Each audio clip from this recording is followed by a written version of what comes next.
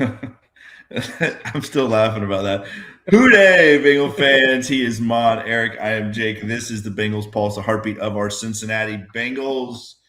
Oh boy, boys, we got a lot to talk about. Listen, hey, if you're Olivia bought me this. fan, Olivia bought me this.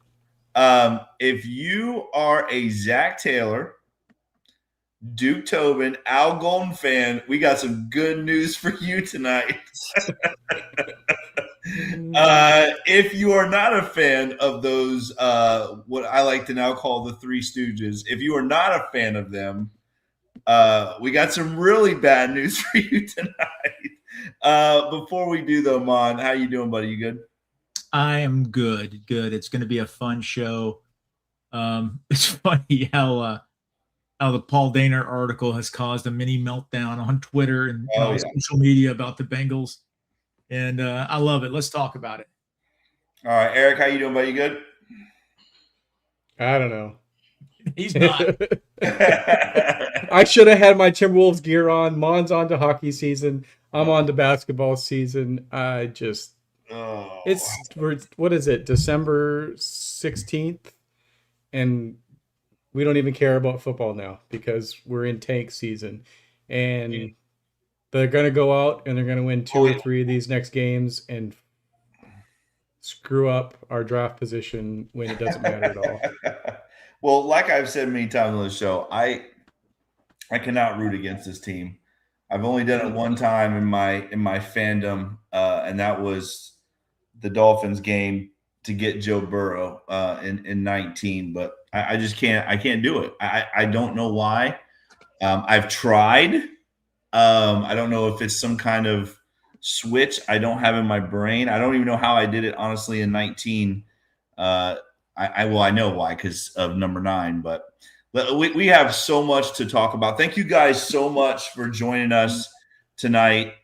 Let's get right to it, because as Mon said, Mr. Paul Dehner, who is obviously very well connected with the Cincinnati Bengals organization, he reported today that after the AFC Championship game, the Bengals secretly basically added a year to the already 5-year extension of Zac Taylor. So, we have all been on here saying, listen, he's got 1 year left. There's no way they're keeping him. And now we find out that the Browns and the Blackburns, those sneaky little devils, without telling anybody, has signed Zac Taylor through 2027. 2 years left. That's about $9 million, boys, that obviously would be owed to Zac if they part ways. Mon, I know your thoughts before we heard this news. I think I had you bought in, though. I think I had you coming around. They were going to make a change, and now, Mon, what are your thoughts hearing this news today? Yeah, I was thinking it was a 1 year, but reading it from Paul Dehner, it's pretty much he's the gold standard when it comes to Bengal info. He's been doing it for so long. Writes for The Athletic. I think the chances of him coming back are big. 2 years remaining on his contract. Al Golden signed a 3-year contract, so he's got 2 years remaining on his contract. I don't see the Bengals moving on. I mean, a lot can change in 3 weeks. They could get blown out all 3 games, and that could obviously change. We're not going to know until that Monday after the Browns game, because I'm sure they'll make an announcement if he's returning then. But, I'm not happy about it. I'm on the record here. Everybody that watches the show, they know that I want Zac Taylor. I want a fresh start. I want a fresh voice. I think the stench of the last 2 seasons is in that locker room. But I am going to say this. I've read a lot of comments on Twitter today, X, whatever you want to call it. I'm going to watch every Bengal game next year. Of course. I'm going to go to Bengal games next year. I'm going to buy Bengal clothing next year. I'm still going to be a Bengal fan. I love this team. Never going to give up on them. But you know what? If my voice on this show here, a few people watch, if me on Twitter acting like a moron in spaces, if that changes some tones, if somebody in the organization stumbles across it, hey, man, I'm going to speak out. You know, I'm not happy with the direction. I'm not happy 3 years of not being in the playoffs, but I'm still going to be a fan. I'm going to attend games. I'm going to support this team. I don't want them to lose another game this year. I want them to win the next 3 games. And you know, I said something clumsily today. You know, I want fans to be fans. I do. There's some season ticket holders that are catching hell on Twitter because they're still going to go to games. I mean, people are coming at them. I don't think that's right, man. I mean, if people want to spend their money and go to a Bengal game, let them. Yeah. Yeah. Let them. You know, Listen, of course they're not happy with what's going on, you know, but everybody needs listen. to calm down a little bit. I would never tell anybody not to go to a Bengal game. That's silly talk, man. This is the thing about that, guys, and you know, obviously, you know, we've all been a part of this thing for a while now, and this is the thing. I'm a season ticket holder. I know Eric's a season ticket holder. I'm like you, Mon. If they run it back, I'm gonna tell you guys right now. I want to go to games. I'm gonna root for them every week. We're gonna be doing draft shows and getting ready for all that stuff. I'm not going to walk away from this thing, guys. I'm vested, right? I mean, I've been a fan since '81. I am vested in this. I've been through shit just like you guys have, so I'm vested in this. But I will say this, you know, the Bengal. I really don't think, and I know I'm flipping what I said before, but does it really change anything that season ticket holders, you know, I mean, there's always going to be season ticket holders. Is that really going to change anything that the Browns do? I mean, I don't know. I think it could if a lot of people do bail out. I think it did with Marvin Lewis. Yeah. But go ahead. I'm sorry. Continue. No, I was just going to say, you know, I just think that I would like to think that it matters. I would like to think that it matters to the organization that, you know, fans don't show up and all those things. But I don't know if it does with the Browns. I would like to think it does, but I just don't know if it does. I don't know if those things matter. But what we're talking about right here is, and it kind of makes sense, right, guys, when you think about it, because they gave Al Golden a 3-year deal, right? And I kind of questioned that from the beginning, anyways, because I knew Zach was only I thought he was only on a 1-year deal coming up. I'm like, that's so weird, but now it makes sense, right? Because they are basically connected at the hip. They're both signed through 27. I mean, good God, it's really hard to think that the Bengals would run it back next year with this group of Tobin and Zach and Al Golden. But as Paul Dehner said, Eric, Duke Tobin is part of the family, right? And we all know how the Browns, I mean, listen, to a fault, they are very loyal to their family. And they if they feel like he's family, guys, I don't think Duke Tobin's going anywhere. I mean, this has just been an awful, awful day. Eric, what are your thoughts? I don't know. Just worn down by this organization. Like you said, we're still going to go to games. We're still going to come on here and we're going to talk about it. But you know, at some point, you just get shell shocked. The belief is less. I always believe the Bengals are going to win the Super Bowl until they're out of it. It's just they take that away, and then you're back to watching this team like we did in the Andy Dalton years, where we watched it and we thought maybe they can win, but we didn't turn the TV on thinking they're going to absolutely win this game. And now, you know, we went in for a few years here thinking we got Joe Burrow, anything's possible. Well, these last couple of years, it's been, can Joe Burrow overcome what Zach is putting out there? And that is the problem I have, is you don't have a coach you're gonna win a Super Bowl because of that coach. You have a coach that you might win a Super Bowl with him, but he's not going to be the difference maker that gives you those 2 or 3 extra wins. He has proven to be the difference maker that costs you 2 to 3 wins every year. We should be talking about battling for first place every year. Instead, we're talking about, can we eke out 1 or 2 wins to sneak in as a wild card or in a division when it's a downtrodden year. And he's just not that Andy Reid type of coach. He's not that Bill Belichick. he's not that coach that gets you the wins. And that's why the news today is so frustrating, because I want a coach that can go out there when Joe Burrow doesn't have it and can scheme up a victory and can motivate his players to get over the hump. I don't know if fans not being in the stands or it is going to play into it all, but I can tell you that the Bengals have been riding a high since 2021.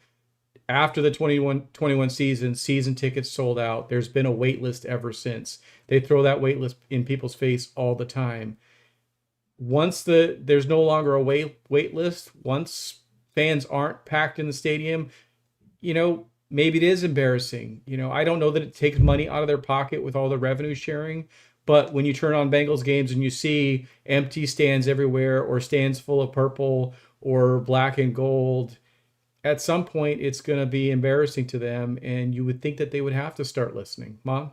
Yeah, no, I listen. That was the 90s, guys. Yeah, I agree. Listen, I'm not trying to give them a free pass. When I made my little introduction there about supporting the team, I'm a Bengal fan. I'm going to support them. I mean, I'm going to watch them. Is that supporting them? I'm going to spend money, go to Cincinnati and watch some games. That's fun to me. All right, I get it. We're not here to give them a free pass. If anybody that watches this show, they know the Cincinnati Bengals do not get a free pass. If anything, we're called overly negative. We're called, not real fans by some people. Hey, man, we're going to call it as we see it. We can walk and chew gum. I say that all the time. All right. Yeah. They deserve criticism. The way they operated, we gave them, I said it last week, we were intoxicated with happiness when they signed Chase and Higgins and Hendrickson eventually. We sort of took our eye off the ball when it came to the defensive side, and hopefully they learned that lesson. Hopefully they realize, like, hey, we can't just go into 2026 hoping this player's better. We can't hope for this guy to be better, or this defensive coordinator is hopefully better than the previous one. They got to bring in players. They got to be a little more focused on key positions that ended up biting us in the ass this year. And you know what? This show, like, listen, we got some followers. I don't know if the Bengals watch our show. I hope some people know about it, because you know what? We're going to give them hell if they deserve it. And I don't know if that's going to change the tide. I hope it does. But, trust me, we're going to call out the organization if they deserve it. And trust me, they do deserve to be called out. Well, and being a real fan, guys, right, is about still being loyal through all of it. I mean, that's part of it, right? But again, like you said, Mon, when they don't do things the right way, they need to be called out on it. When they do things the right way, they need to be praised about it. This is one of those. This is one of those things where, again, for anyone that's been a Bengal fan as long as we have, this is that's the one constant, is what we are seeing. This is not something that just happened overnight and we're crashing out. This is something that we have witnessed through the years, through the decades of being a Bengals fan for as long as we have, where this team, it puts you through some really good years. Maybe you get 3 or 4 years in a row where everything's clicking, and all of a sudden it's like a dumpster fire. And then you go through 3 or 4 really bad years, and then you're back up, and then you're back down, and then you're back up again. That's not going to change the way I feel. Again, I'm a loyal fan. I've been that way forever.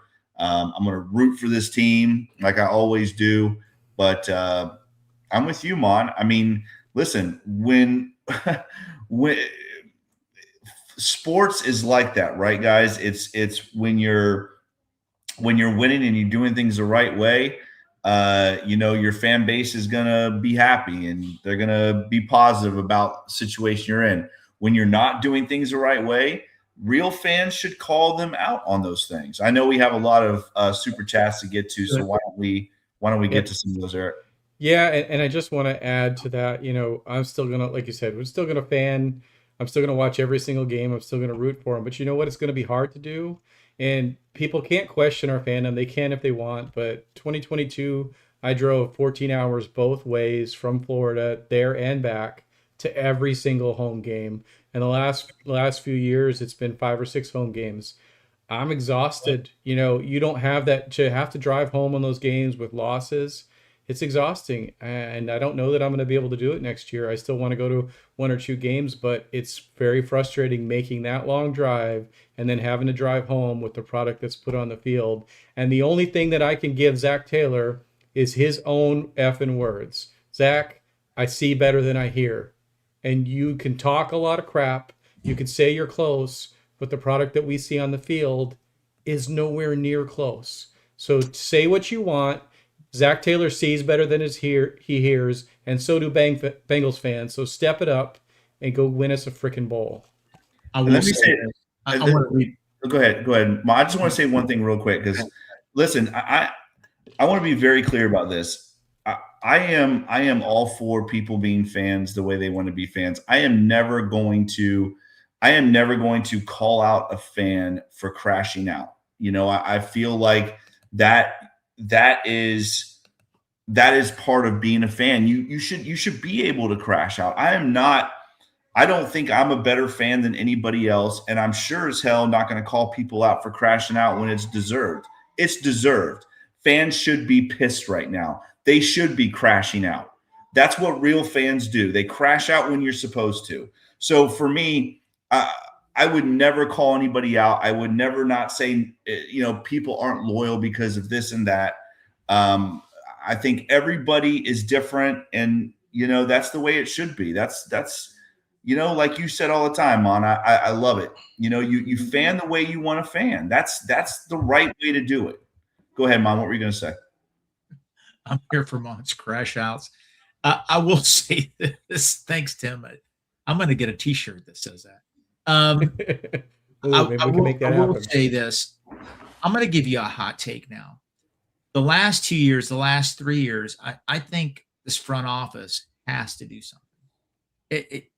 I'm on the record right now after the Paul Dehner article. I don't think Zac Taylor's getting fired. Right? That could change in 3 weeks. I'll tell you this. Duke Tobin's last draft for the Bengals will be this year. After this draft, they're going to announce a retirement. He's going to move on. Trey Brown, Steven Radicevic, however you say his name, Mike Potts, one of them will be the general manager de facto takeover for Duke Tobin. This is going to be Duke Tobin's last draft with the Bengals. Mon's hot take.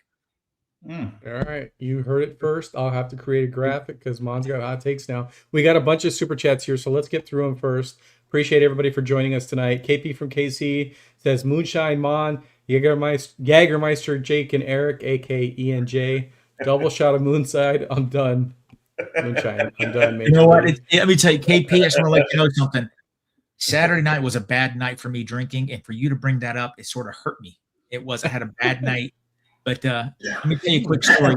I love Jägermeister. I love it. But one night we were so drunk. It doesn't love you. We were calling it Jaggermister. And the guy goes, you guys are done. No more drinking. Done. He shut us down at the bar. But, I can't imagine Mon drinking moonshine. From West Virginia, man. I know you are from West Virginia. I still can't imagine you drinking it, though. It's not good. It hurts. It hurts. Mon never drinks when we watch Bengals games. Maybe that's the problem. Maybe he needs to. Another one from KP from KC. Duke Tobin is a made man. What WTF? Where's Paulie at? Give him a. What was that? What was the line from the Corleones? An offer he can't refuse. Yeah, we'll make him an offer he can't refuse. That's right. What's that? A couple of Skyline chilies and get the hell out of here. Yeah. Brucey B with the no Dockers here. What can the Bengals change with the addition of keeping Zac and Duke that would make us believe again? I think that. Listen, that's the question, right? Brucey B, thank you. KP from KC, thank you. That's the question, right? I mean, that's the $1 million question, Brucey B. I wish I knew the answer to that because I think all Bengal fans right now probably feel the same way, and that is what possibly is going to change, right? We saw a team last year led by the best quarterback in the league that should have been the MVP, Triple Crown winner on offense, top 3 offense in the NFL. We saw a team that had the leading sack leader in the league all together in one season that went 9-8. What can they do, Brucey B? Dude, I have no idea, man. I have no idea. You guys have any idea? Because last year's team, I do. We've gone two drafts, 3 drafts. I look at other teams like the Seahawks and the safety they got from South Carolina. There are impact defensive players that come in and make a difference. Draft picks. Let's start there. Let's draft some defensive players that are going to come in and give you quality snaps and make a difference in year 1. And guess what else? They can't have status quo.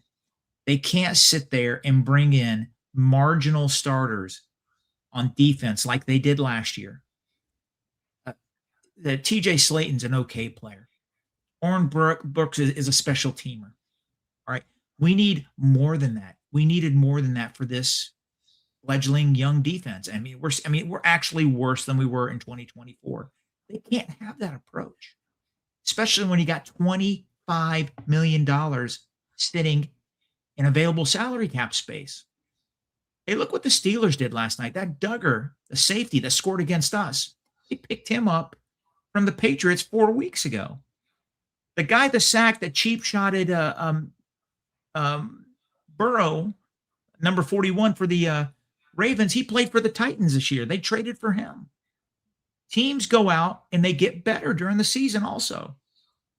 I don't know what it is about the team. They have to, they have a cocoon. They have this little mentality. They don't want to go out of it. They have to do more. You can't have the same offseason you had in 2024 when it comes to the defensive side of the ball. You can't do it. Hey, can you put Roland Connors? Roland, that is 100%. Dude, if that's not factual, Al Golden coming out and saying the tackling was not the problem. Again, where do you go from there? Because once he said that, I think we all as Bengal fans just were like, okay, we're screwed. I mean, if the defensive coordinator can't see it, I don't know who possibly could. Go ahead. I know we have some more. We have some more on here. Let me jump in on that real quick. Al Golden, he was on Paul Dehner's podcast today that came out with Charlie Goldsmith. They do the rewatch. They rewatch the game and they talk about it and they interview a coach. Al Golden was interviewed and he said that there was no blown assignments. He says the players just aren't getting there. They're not making the play. That sounds like a coach that's in desperation mode. The play calls were right. Play calls were right, and there weren't any blown assignments. Again, that's I said it from the beginning. That's a desperate coach talking to me. The only person that takes accountability for this shit show is Joe Burrow, who missed 9 games for being hurt. That's the only one that takes accountability. The only one. Which, by the way, I'm going to say this before we get to these. For the whoever that idiot fan was that threw the Joe Burrow jersey, you obviously are not a real Bengals fan. If you're blaming any of this on Joe Burrow, you are just. I'm not even. Joe Burrow came back from his toe surgery in 8 weeks when it's supposed to be a 4-month surgery. You can't say anything to make it more clear. I mean, if you are blaming Joe Burrow, you have not watched Bengal football for the last 5 years. Go ahead, Eric. I know we got a bunch. Yeah, the whole Al Golden thing, saying it's basically putting it on the players instead of saying it's on him. Well, he chose the players. He wanted Demetrius Knight. He wanted Barrett Carter. He pounded the table for them. Great point. Moving on, because we got a lot of super chats. I do appreciate it. Ben Riley Spider says Zach's wife is the most loyal. If she could take one for the team, we can too, right? I don't know. She gets a lot of money. She gets a lot of money, guys. She could easily be Al Golden's neighbor and Zac Taylor not be. Another one from Ben Riley. I had to look this up. Maybe Mon remembers it, but he says, remember Abraham Wald solved the plane armor paradox in WW2, and the Bengals need that strategy for team building. That's how it works. Mon was in college during that time. That was a mathematician that was very intelligent. And if somebody at that level wanted to figure out the paradox of the Bengals' inability to scout and develop defensive players, I'm all for it. Yeah, we need to get this guy. So basically, I looked it up. Too, I'm not going to lie. Yeah. To you. the paradox was they all these smart people, the planes came back and they analyzed where all these bullet holes were and said, let's strengthen those parts of the airplane. And he said, no, go strengthen parts of the airplane that get hit where the planes don't come back. And I think that's the point. The Bengals need to go and fix the weaknesses on their team that kill your organization. Fix the weaknesses that make you crash, not the things that you need to get a little bit better. Don't go fix your wide receiver room. Fix your defensive linebackers and your safeties, the things that kill a season. Good one, Ben. I like it. Ben and Eric tonight. Look at you guys. Just give me some credit. I Googled it too. But I broke it down in Bengals terms. Okay, keep moving on. Michael Rolfe says, I think Tobin's salary should be made based upon hits in the draft. Give him $1 million per successful pick. By my accounting, last 4 years, that's $1.5 million. I'll give him the half for Murphy, one for Turner. I think he owes us a bunch of money based on this. Take money away from him. He'd be freaking on food stamps, man. Oh, Michael, that's great, man. Thanks for the super chat. I appreciate it. Well, let's talk about Duke. Let's talk about Duke right now. Let's wait. Let's get to this one more, and then we'll go back to one Duke. more, and I want to talk because about Duke. This is very big point. MB 34012 says, why is Joe playing? I don't care about that. I'm a football player. BS. Protect your QB. There is something to be said. The season's done. Why don't they shut him down? I know how I feel about it, but what do you guys think? Is there merit to shutting Joe Burrow down? Well, I'll be honest with you. I thought the only reason you would keep playing Joe is because Zach's trying to save his job. If Zach's job's already saved, I'm with MB. I don't understand it, man. I really don't. That's what makes me just so – this whole thing is just so weird, right? I can't imagine that Zac Taylor's job is safe. I cannot imagine that his job is safe. There's nothing leading up that would show me that his job is safe except for what Paul Dehner just wrote today. If you take that out of the equation, which that's a big part of it, we know, there is nothing right now that shows that Zac Taylor's job is safe, Mom. I want to disagree with something you said about Nick's 10 in minutes denial. ago. I am in denial. I want to disagree with something right here. I'm on the record. I think he's staying because it's about money. If fans don't buy season tickets, if their season ticket numbers, renewals dropped significantly, there'll be changes. But until that happens, I think money is definitely a factor, especially with the Brown family. He's under contract for 2 more years. That's almost $10 million in salary. Mike Brown doesn't want to pay a coach to sit on his couch. Counterpoint, Mon. He is such a great offensive mind. He's the reason that we scored 35 points a game. Somebody should pick him up, right? Insert sarcasm here. Listen, I will say this. I'm sure there's offsets. If he gets picked up as an offensive coordinator somewhere and it's $1 million salary, the Bengals don't have to pay that. It gets adjusted. I don't know, man. A lot can happen in 3 weeks. If the Bengals tank, they don't, they get blown out 3 straight games. I think we'll have this conversation again. Yes. Real quick, word up, Cornell. Thanks for joining us. Thank everybody for joining us again, guys. If you like this podcast, make sure you like, share, and subscribe to this podcast. Somebody put on here that I'm in denial. Bengals Burrow. Yes, I probably am in denial. It's not just a river in Africa, but it's in my mind. I cannot not be in denial. Let's go back and talk about Duke, guys, because Duke Tobin. Now, again, I get his family, and I we all know how the Browns roll. But I'm gonna give you the last 4 drafts that Mr. Tobin has given us. Okay, and this incredible scouting 2-0 Edmonton. I'm guessing that's what that was. Yeah. And this what our incredible scouting department has done. Okay. So I'm going to give you these 4 drafts, and we're going to grade these drafts. I want to grade them. You guys grade them too in the comment section. Now, this first one I know is going to be tough because it's this year, right? Not a huge sample size, but big enough. Here's this year's draft. Shamar Stewart 1, Demetrius Knight 2, Dylan Fairchild 3, Barrett Carter 4, Jalen Rivers 5, Taj Brooks 6. You guys grade it. What do you think, Mon? What would you give that draft? C plus. C plus. Eric, what would you give it?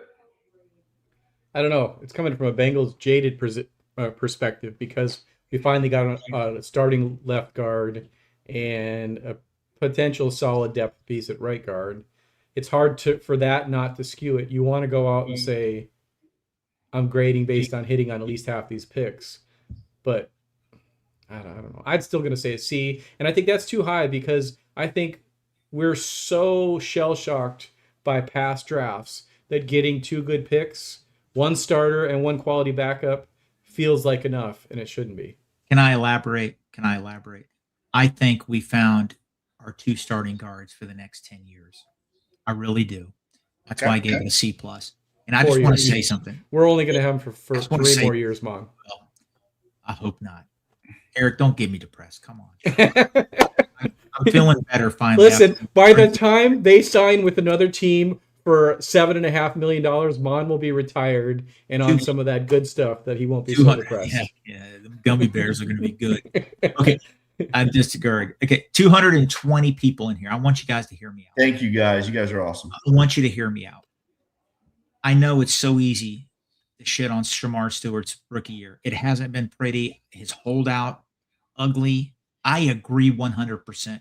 He hasn't done anything this year. Look at Miles Murphy. Miles Murphy is looking like a good NFL player. We're patient with him. He's developing. He's getting more sets and reps, and he's producing. All right. Shamar Stewart's going to get better. He's too talented.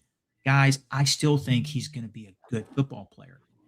Demetrius Knight made some plays last week. I don't know about Barrett Carter. To me, Barrett Carter is a special teams guy. That's all he's going to be. Taj Brooks, everybody that watches the show, I loved him. I don't know. He didn't look too good on kickoff returns last week. But yeah. the two guards themselves give it a C plus to me because I think they're going to be longtime starters. All right, I'm gonna give it a D. I'm gonna give it a D for Dylan Fairchild because I think that right now is the only pick. I think Jalen Rivers might have an upside, but this is my thing, Mon, with the Shamar Stewart thing, right? And I get what you're saying, and I'm not disagreeing with that part of it. Give him some time. But when you use a first-round pick on a player, right, that player has to come in right away and produce. He has to. That's your job. That's your job as Duke Tobin is to find guys in the first round that come out and make a name for themselves. And I think whether or not Shamar Stewart ends up being good, even if he, I don't think he's going to ever be like really good, but he might be an average player. It's who you passed up to get him. And it is what kind of mark did he make in year one? Because the Bengals, let's not forget, the Bengals did not go into free agency on the defensive side of the ball because of this draft. Shamar Stewart, Demetrius Knight, Barrett Carter, to me, are all Fs. Those are all F picks. If you were going into this season saying these 3 guys, we're going to be okay on defense because of these 3 picks, to me, I'm giving it a D. I would say it might even be a D minus just because of what you put into this draft and what it was supposed to produce for you. Go ahead, Mon, and then I'll get to the next one. No, I just want to elaborate. I agree 100%. Your first round picks need to come in and give you quality snaps. The last 3 drafts, that has not happened for us. Dax Hill. No. Don't you do that. We're going to get to that one. Don't jump ahead. But what I'm trying to say, but I mean, you're right about first round picks need to come in and give you an impact, and that hasn't happened. Hasn't happened at all. So this year's draft, we got a C plus, a C, and a D. I'm going to give it a D minus. C plus, C, D minus. What does that average out to be, guys? Like a D plus, maybe? Maybe a D plus. I don't know. Somewhere around there. Okay, here we go. Last year's draft. Number 1, Amarius Mims. Number 2, Chris Jenkins. Number 3, Jermaine Burton. I can't even say that with a straight face. Also number 3, McKinley Jackson. Number 4, Eric All. Number 5, Josh Newton. Number 6, Tanner McLaughlin. Number 6, Cedric Johnson. Remember 2 6s. Number 7, DeJohn Anthony. And number 7, Matt Lee. You had 1, 2, 3, 4, 5, 6, 7, 8, 9, 10 picks. You had 2 3s, 2 6s, and 2 7s. What would you give that draft? Eric, you go first on this one. I mean, how do you grade it when you get 1A and the rest are Fs? How does that look on a report card? I mean, why are you asking me that, Eric? You're the teacher. You're the teacher. No, you're the teacher, Jake. So when a kid gets all I got was Fs, because you might be assuming, right? I don't know. A kid gets 1A and everything else is Fs. I mean, actually, most of those are incompletes because they're players that haven't even played. Tanner McLaughlin's not on the team. DeJohn Anthony got injured again. Had a bad play last year. Eric All's been injured. We think that he's a B, but he's been injured, missing 2 seasons. Matt Lee, supposed backup center that can't see the game. I mean, Amarius Mims is an A+, but the rest are incompletes. So you get 1 A+, and the rest are incompletes. You're a failing student. 2024 draft, you had 10 picks, 2 3rds, 2 6s, 2 7s. What would you give it? Can you have an F+? Sure. Almost got a D. I'll give it. Okay, I'll give it a D+. I'll give it a D+ because you got your starting right tackle for the next 5 years, and you got a tight end that should be the tight end of the future, provided he comes back next year. D+. Mom. Right now, you've got 1 starter. Mom, I'm going to give it. Right now, I'm going to give it a C. B+ for Mims. Chris Jenkins is going to be a Hill type player, maybe C+ kind of guy, max in his career. McKinley Jackson, I think, is a C. If that, he doesn't get to play a lot. Obviously, Jermaine Burton's roommate. Eric All was on his way to being the A+ of this draft. I'm going to say C. I'm just going to say C right now.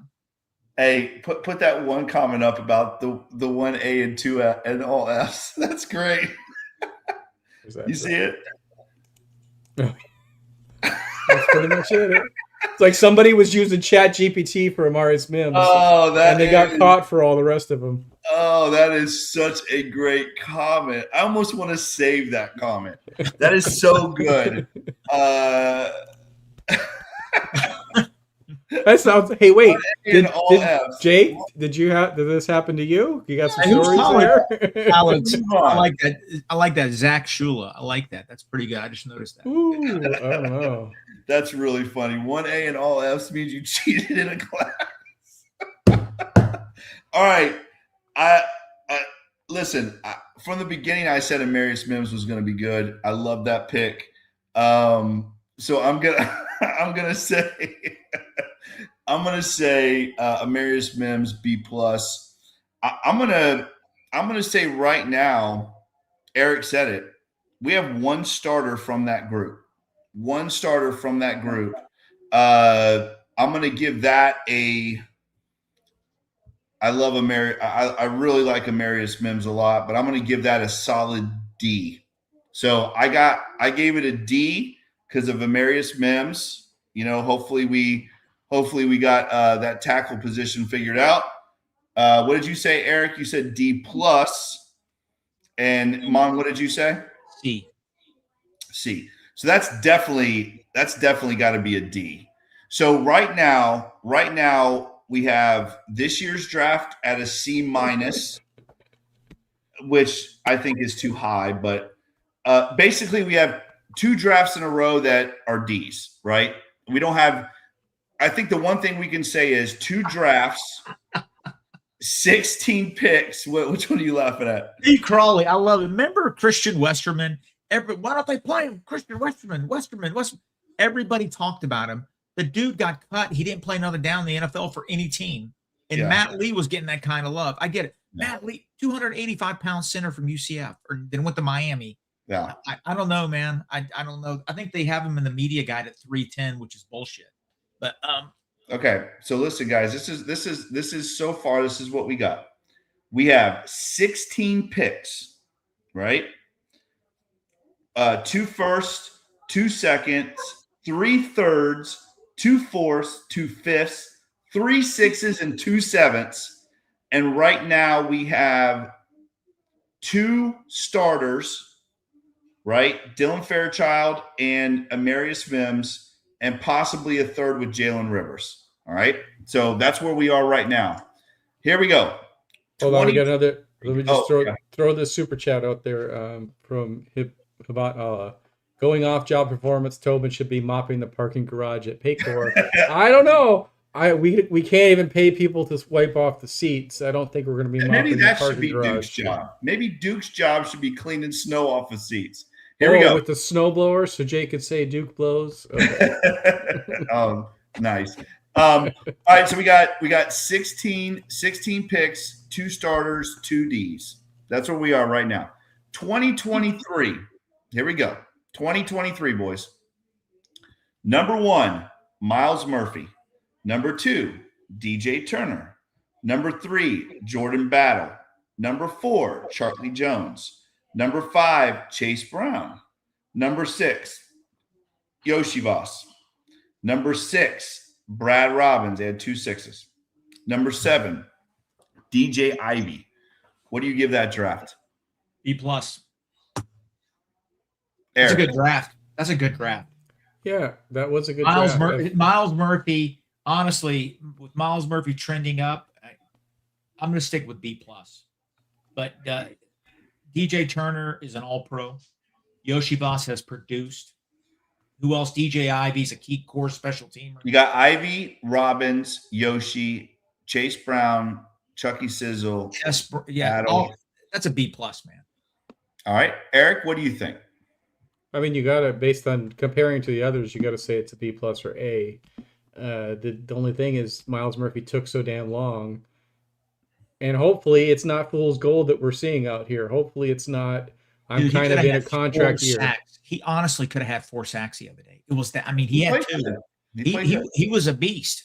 He played good, no doubt. He's in year 3, and again, I'm not trying to bash Miles because I am really happy that he's looking like a player now. Well, and one of the things they said is maybe he didn't get to really show his potential because Trey was there, and Trey's a similar role to him. So maybe that's all it was. I hope it's not, I'm kind of in a contract year, because his performance is going to get his 5th-year option picked up. So it's somewhat of a contract year for him.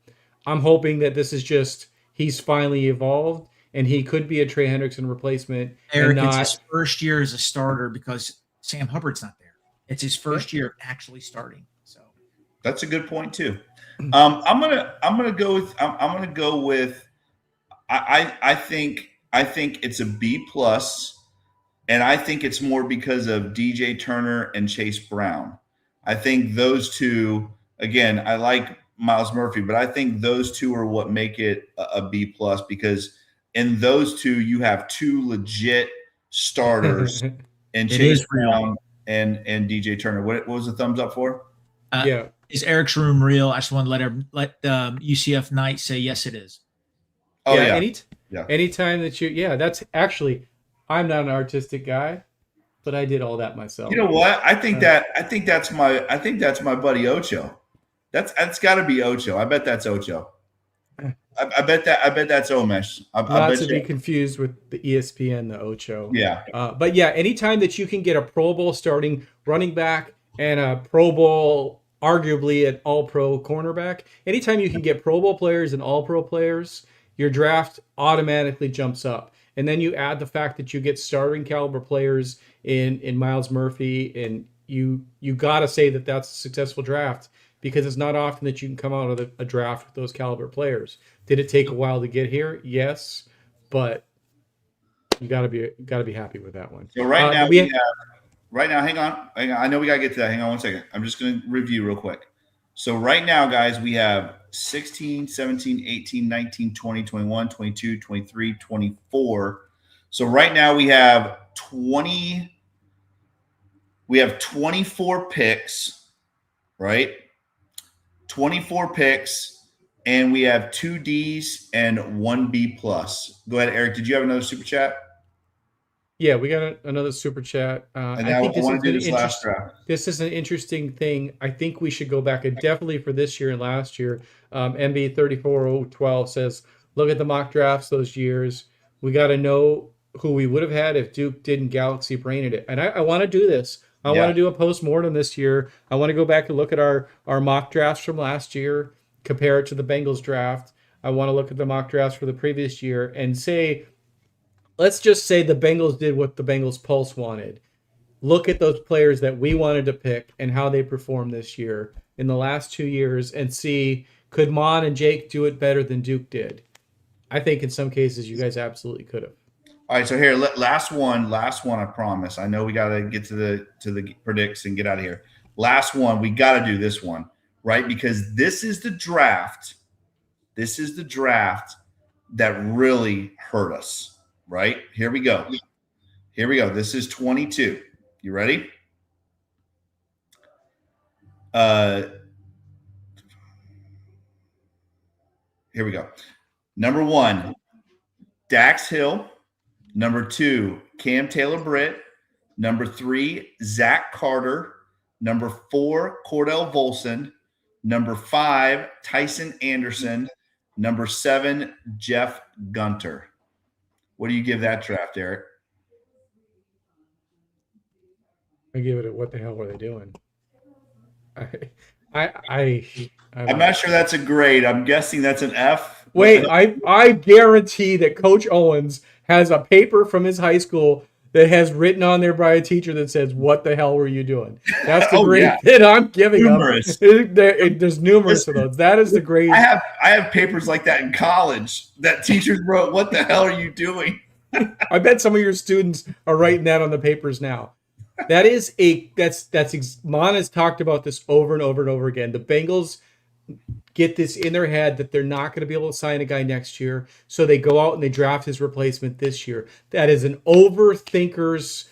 That's testament to an overthinker. They went out and grabbed Dax Hill because they knew Jesse Bates wasn't coming back, and that just was a cascading event that caused them to screw everybody up in that draft. So what's your grade? I said my grade is a what the hell are you doing? That's great. Mom, what's your grade? The 2 best picks are Anderson and Hill. Cam Taylor-Britt could have made this a special draft, but I'm going to give it a C because I think Dax Hill still has some value. I think Tyson Anderson is a core special team, very important to special teams. Give it a C. I'm going to give it an F. I'm going to give it a big juicy F- times 8 because of the situation. Like Eric said, that we were counting on this draft to help subside losses, and this draft is terrible. The 3rd round pick's gone, the 4th round pick's gone, the 7th round pick is gone. Dax Hill, Cam Taylor-Britt, and Tyson Anderson. This is to me, this is just an absolute disaster. So basically my point is this: in the last 4 years, Duke Tobin has had 30 picks. 30 picks in 4 years. We have 1, 2, 3. I can't believe I'm counting Jordan Battle as a starter. 4, 5, 6. We have 6 starters out of 30 picks. Hey, do me a favor. I know who the third round picks were last year. Yeah. Name all of our 3rd round picks in those drafts, and I'll tell you why. Every NFL roster, every team has a roster littered full of successful 3rd, 4th round picks. Okay. Do the Bengals? They don't. Listen, Cam Taylor-Britt, I get it, but Dax Hill is arguably the 3rd best defensive player. I know our defense isn't very good, but Dax Hill, I still think can trend up and play well. But our 3rd round pick situation is terrible. McKinley Jackson, who I still think has potential, Jermaine Burton, Cordell Volson, He's not. He got hurt this year. No. Cordell was the 4th No, round. no, Zach Carter. Zach Carter. I mean, come on. I mean, you Jordan need to Battle. Jordan Battle is Jake. You think he's a bust? I don't think he's a bust. But I think he can be an average to above average safety. I think he has value to the team. I don't think he's a bust. But I don't either. But when we're talking about, and Dylan Fairchild obviously might be the best of all of them. That's the other 3rd round pick this year, obviously. But this is what I'm going to say to you. I'm going to go back and say the 4th round. See, I think the 4th round. I think the 3rd and the 4th round are the two where you really build your roster. Again, I know Eric hates to hear this, but that's exactly how the Rams are now the best team in the NFL and are going to be competing for another Super Bowl, and we're not. Because the Rams hit on their 3rd and 4th round picks the last 4 drafts. We did not. Listen to our 4th round picks, gentlemen. Barrett Carter, who's arguably the worst linebacker in the NFL. Eric All, who I think he was trending up, but obviously he's got like 7 different injuries. Chuck Sizzle and Cordell Volson. That was our 4th round picks. That is atrocious. I'm talking about atrocious. Again, that's why we have gone on a decline and other teams have not, because they hit in those mid-round picks. So this is my point in this whole ramble. Duke Tobin, how the hell that guy has a job is the craziest shit I have ever heard in my entire life. Zac Taylor out of the equation, Al Golden out of the equation, everything else out of the equation. Duke Tobin has ruined this roster, single-handedly ruined this roster. 30 picks in 4 years, right? Coming off of a Super Bowl, 30 picks, and you drafted 6 starters, 6 of them. And I'm going to say this. Is it all on him? Starters, Mon. 3 of these starters could not start on half the teams in the NFL. Is it all on him? I don't know. I mean, I'm assuming. Who else would it? I mean, if Zach's in there telling him who to pick, then yes, it's on Zach too. I don't know if that's. But what about? I mean, did you touch base on it already? Development of these players on the coaching staff. I mean, I find it harder to whiff. Like we mentioned it a few weeks ago.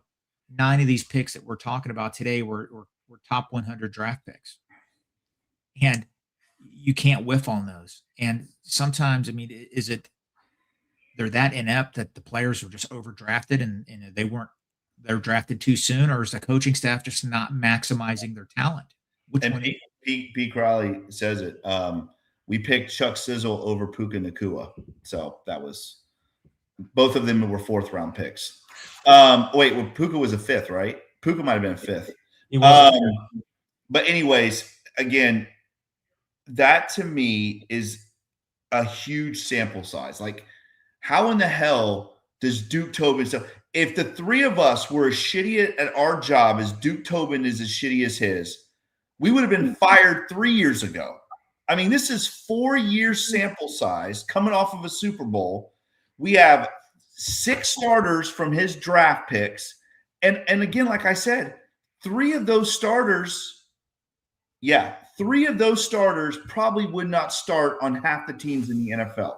So legitimate 3 starters out of 30 that are legit NFL players and I'm giving this to right now, Amarius Mims, DJ Turner, and Chase Brown, I think are the 3 legit starters out of the 6. Terrible. It's just ridiculous. It's almost like you can't even make this shit up. 30 picks and you get 3 legitimate NFL starters out of 30 picks and you still have a job next year. I think it's too early on some of them. We'll see. I called it. My hot take is this is his last draft with the Bengals. When the draft is over, sometime in May, they're going to announce they're moving on. Duke Tobin will not be a Bengal after May. Somebody else will come in and fill his role. I'm calling it. We'll see. All right. Well, All right. we got to quite a bit of a post-mortem here, but guys, we got 55 minutes in. We got to talk a game. Because Jake's driving down to Miami on Sunday to watch the Cincinnati Bengals dominate the Dolphins 12-11. So let's talk about this game. What do you guys want to see on Sunday? Obviously, we want to see the Bengals win. I think we're expecting the Bengals to win, even if it's nothing less that they go out and do the most Bengal thing and screw themselves out of a top 5 draft pick. Let's go to Mon first. Mon, give us some of your thoughts on this matchup with the Dolphins. Do we have some advantageous matchups and some bad matchups? What are you looking at? I'm looking to see how Joe responds. I want to see. He was very critical of his play. I expect him to come out and be the Joe that we're used to seeing. I think it's going to be warmer weather. I think the Dolphins had to play in Pittsburgh last night, sub-freezing weather on a short week. They have to come back to Miami. It was a physical game last night. I think that helps the Bengals. Still, the Bengals. I think some players have. I think some players are going through the motions. I'm going to say it, and I really think they are. And I think it was ugly last week. I just seeing that Bengal offense play the way they did. I mean, they were out of sync. There was no sense of urgency. It was ugly. It was one of the worst Bengal games I've seen. I'm going to root for my team, though. It's a homer pick. I think the Bengals are going to win this game 24-17. The reason why is because I'm a Bengal fan. I think they're going to win. I'm just going to leave it at that. Total homer pick. I've turned into Jake. I'm gonna tell you this. I think two things. One, I think this game is a lot different if the Dolphins would have beat the Steelers last night, but Dolphins also have been eliminated now. They're talking about benching Tua, and honestly, I think the other thing about this is, guys, Joe Burrow is not going to have another game like he had on Sunday. Again, that was I don't know if we'll ever see that bad of a game from Joe Burrow again, but Joe Burrow's that's not going to happen. Joe Burrow is a competitor. He's not going to allow that to happen. I think the Bengals actually win this by a couple scores. I'm going to say Bengals win 31-17. The Dolphins have some talented players on the offensive side of the ball, but this Bengal team, after getting absolutely embarrassed at home, I can't imagine they don't come out on the road and play well. But I've been wrong before, but I'm going to say Bengals 31-17. They win by 2 scores. Wait. Did Jake just say he's been wrong before? Twice. I don't. Oh, twice. Okay. Twice. Yeah. Once back in 2010, and no, I'm just joking. I think he was wrong when he said, "I really like this Zac Taylor hire. I'm so happy he came over from the Rams. He's going to bring that amazing Rams offense with us." I was right in the beginning, for sure. I was right in the beginning. Well, Jake's going to be there, so go up if you want to get your bag over your head selfies with Jake. Please find Jake at the game. Make sure you ask for if you can give him your autograph because you're a fan of the Pulse. I still might pull the trigger if I get a cheap ticket on Saturday.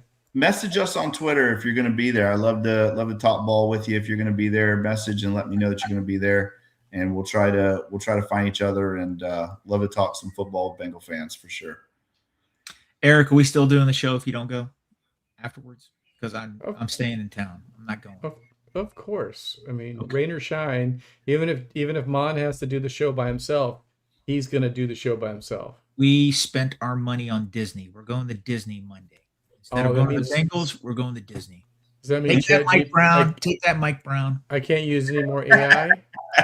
You spent our AI money on Disney? What the hell? Listen, that hurts Mike Brown. I'll tell you why. Mike Brown gets 38% of the gate receipts from Miami's game. He's not getting my 38%, mister. I'm going to Disney. So you're giving it to Disney, who doesn't need. Take that. I mean business, mister.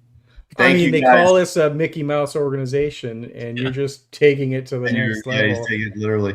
Thank you guys so much for joining us tonight. How much we have tonight, Eric, in there? Hundreds. I don't know. We got over 300 tonight. Thank you guys so much. You guys are awesome. We appreciate it. We love you guys. We appreciate you. We're going to be here every week talking Bengals. It doesn't matter who the hell the coach is or whoever the GM is. It doesn't matter. But thank you guys so much. As always, if you like this podcast, make sure you like, share, and subscribe to this podcast. Make sure you check us out on all the awesome podcast platforms, Apple, Stitcher, and Spotify. As always, if you like this podcast, make sure you give us that 5-star review. We very much appreciate that. Follow Mon on Twitter at the Firemon. Follow me on Twitter at Coach Jake Owens 9. Follow Eric on Twitter at eFlash with 2 H's 88. Follow the Cincinnati Podcast Network on Twitter at Cincinnati Pod, and follow the Bengals Pulse on Twitter. Please at the Bengals Pulse. The same on Instagram and TikTok. Without the at the Bengals Pulse. Thank you guys so much. Wait, we got one more super chat. Let's get that one in. Habat needs an autographed head bag from you guys, extra large, please. Maybe we can put the Bengals Pulse logo on some brown paper bags. And I still got my Bengal fan club card. Look at that Bengal Jim. I'm number 37. Listen, if we lose out, we have to do the Pulse. We have to do the Pulse with the bags on our heads at the very, what is that, the Browns game? Good Lord of mercy. We'll no plastic bag though. We got to breathe. All right, let's get out of here. All right, thank you guys so much for joining us. Like I said, we love you. We appreciate you. You guys are truly, truly the best. Thank you guys so much for letting us come on here and do this with you. We appreciate it. He is Mon, Eric, I am Jake. This is the Bengals Pulse. Who day, Bengal fans? We'll see you on Sunday.